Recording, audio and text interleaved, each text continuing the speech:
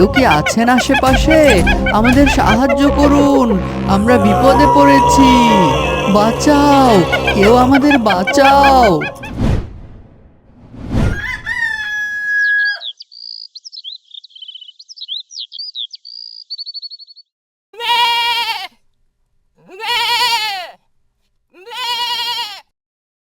কি হইল রে ধলি?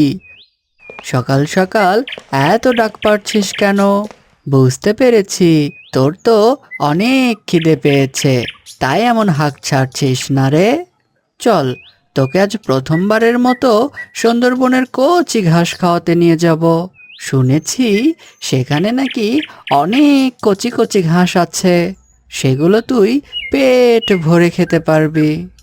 এই বলে বিকাশ তার প্রিয় ছাগলছানা ধলিকে নিয়ে সুন্দরবনের গভীর জঙ্গলের দিকে রওনা দিল।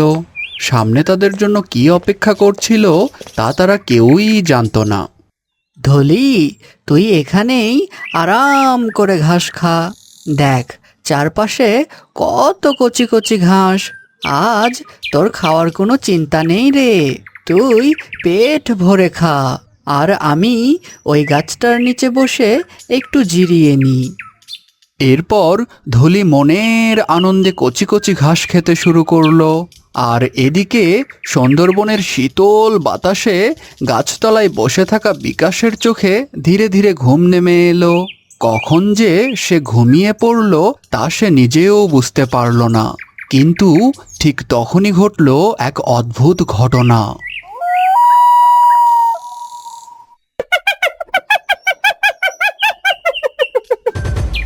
ও বাবা, এ এ আবার কেমন ডাক? শুনে তো মনে হচ্ছে কোনো ভয়ঙ্কর জন্তুর গর্জন হবে। এমন আওয়াজ আমি জীবনে কখনো শুনিনি। না না, এখানে আর এক মুহূর্তও থাকা ঠিক হবে না। আমাকে তাড়াতাড়ি সুন্দরবন থেকে বের হতে হবে। ওদিকে ধলিটাও তো একা একা ঘাস খাচ্ছে, ওর যদি কোনো বিপদ হয়ে থাকে। না, আর দেরি নয়, আমাকে এক্ষুনি ধলির কাছে যেতে হবে। তাড়াতাড়ি যাই। এসব ভাবতে ভাবতেই বিকাশ হন্তদন্ত হয়ে ধলির দিকে ছুটতে লাগলো। কিন্তু ঠিক তখনই হঠাৎ করে আকাশ কালো মেঘে ঢেকে গেল, চারিদিকে অন্ধকার হয়ে এলো। আর মুহূর্তের মধ্যেই শুরু হলো প্রচণ্ড ঝড়। বাতাসের তীব্র শব্দে পুরো জঙ্গল যেন কেঁপে উঠল। ধলি, তুই ঠিক আছিস তো? আশা করি এতক্ষণে তোর পেট ভরে গেছে। দেখ, আকাশের অবস্থা কিন্তু একদমই ভালো না, চারিদিকে ঝড় উঠেছে। চল, আর দেরি করা যাবে না, আমাদের এক্ষুনি বাড়ির পথে রওনা দিতে হবে। না হলে এই ভয়ঙ্কর জঙ্গলে বড্ড বিপদে পড়ে যাব যে। প্রাণ ভয়ে বিকাশ ধলিকে নিয়ে বাড়ির পথে রওনা দিল। কিন্তু ঝড়ের তাণ্ডব তখন আরো বেড়ে গেছে।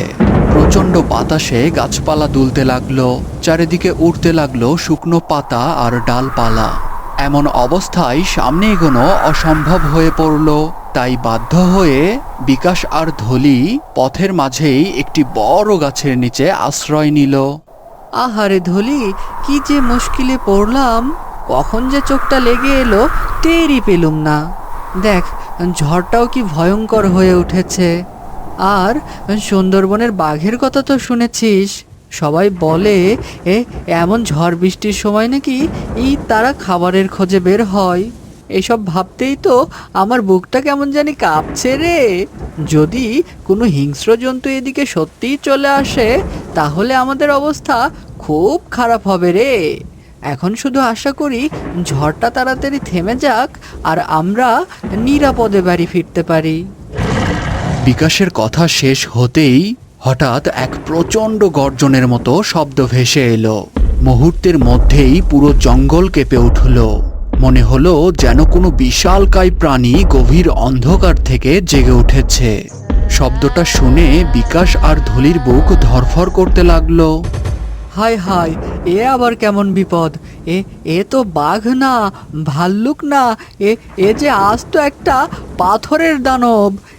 এত বড় দানব আমি জীবনেও দেখিনি। ধলি, আর দাঁড়িয়ে থাকিস না, দৌড়া। এখন না পালালে আমাদের বড় বিপদ হবে রে। চল, যত জোরে পারিস দৌড়ে পালাই।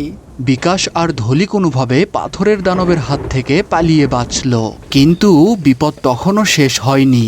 এবার পথ হারিয়ে তারা পৌঁছে গেল সুন্দরবনের আরও গভীর ও অজানা এক জঙ্গলে। ধলি রে, দানবটার হাত থাইকা কোনো মতে তো বাঁচলাম, কিন্তু মনে হয় অহনো আমগো বিপদ কাটে নাই। যেদিকে তাকাই শুধুই ঘুটঘুটে অন্ধকার, আশেপাশের কিছুই তো ঠিক মতো দেহন যায় না। তাই অহন আমগো খুব সাবধানে থাকতে হইব রে। চল, কোনোভাবে বাড়িতে যাওয়ার রাস্তা খুঁজে বের করি। বিকাশের কথা শেষ হতেই হঠাৎ চারপাশের ঝোপঝাড়ে অদ্ভুত শব্দ হতে লাগলো। একের পর এক জলজলে চোখ অন্ধকারের মধ্যে দেখা দিল। মুহূর্তের মধ্যেই কয়েকটি ভয়ঙ্কর বাঘ আর একদল ক্ষুধার্ত নেকড়ে তাদের চারদিক থেকে ঘিরে ফেলল। বিকাশ আর ধলি ভয়ে অস্থির হয়ে গেল। মনে হচ্ছিল এবার বুঝি তাদের সামনে আরো বড় এক বিপদ অপেক্ষা করছে। ধলি, শক্ত হয়ে থাক রে, পরিস্থিতি খুব খারাপ, কিন্তু আমরা আশা ছাড়বো না। হয়তো কোনো না কোনো উপায় বের হবেই। কেউ কি আছেন আশেপাশে? আমাদের সাহায্য করুন, আমরা বিপদে পড়েছি। বাঁচাও, কেউ আমাদের বাঁচাও। আর ঠিক তখনই ধুম ধুম ধুম এক বিকট শব্দে আবারও পুরো জঙ্গল কেঁপে উঠল। মাটি পর্যন্ত যেন থরথর করে কাঁপতে লাগলো। বাঘ আর নেকড়েগুলোও ভয়ে পিছিয়ে যেতে শুরু করলো। আর তখনই অন্ধকারের ভেতর থেকে দেখা গেল সেই বিশাল পাথরের দানবকে। তার বিশাল পাথরের পা একের পর এক মাটিতে পড়ছে, আর সে ধীরে ধীরে বিকাশ আর ধুলির দিকেই এগিয়ে আসছে। বিপদ যেন আরো ভয়ঙ্কর রূপ নিয়ে তাদের সামনে হাজির হলো। দানব ভাই, ও দানব ভাই, আমাদের মারবেন না প্লিজ। আমরা তো আপনার কোনো ক্ষতি করিনি। আপনি তো দেখতেই পাচ্ছেন আমরা শুধু পথ হারিয়ে ফেলেছি। আমাদের উপর রাগ করবেন না প্লিজ। দয়া করে আমাদের ছেড়ে দিন। আমরা আমরা আর কখনো আপনার এলাকায় আসবো না। বিকাশ সেই পাথরের দানবটির সামনে দাঁড়িয়ে ভয়ে ভয়ে অনুনয় বিনয় করছিল। ঠিক তখনই ঘটল এক অবাক করা ঘটনা। সেই বিশাল পাথরের দানবটি ধীরে ধীরে তার পাথরের হাত সামনে বাড়িয়ে দিল।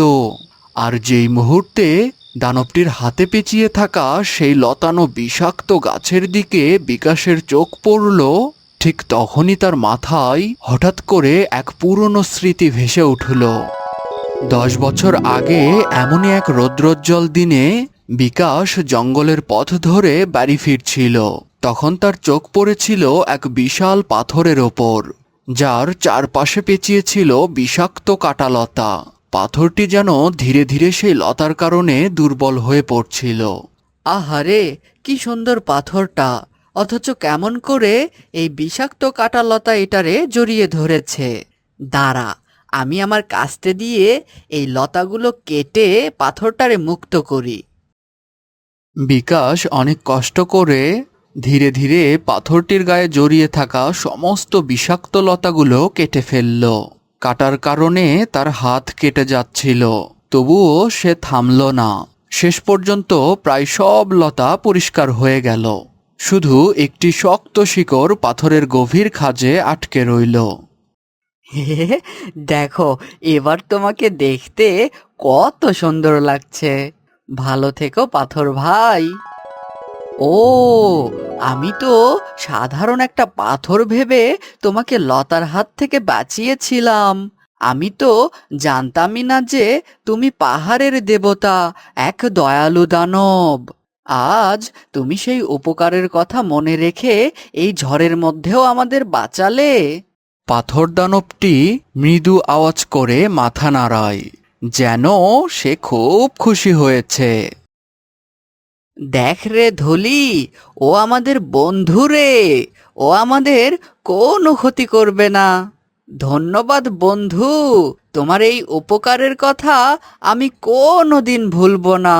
ঝড় তো কমে এসেছে, এবার আমরা বাড়ি ফিরি, আর তুমিও গুহায় ফিরে যাও।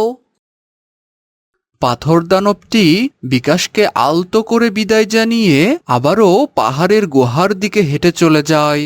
এরপর বিকাশ আর ধলিও নিরাপদে তাদের বাড়ির পথ ধরে। বন্ধুরা, গল্পটা তোমাদের কেমন লেগেছে তা কমেন্টে জানাতে ভুলবে না।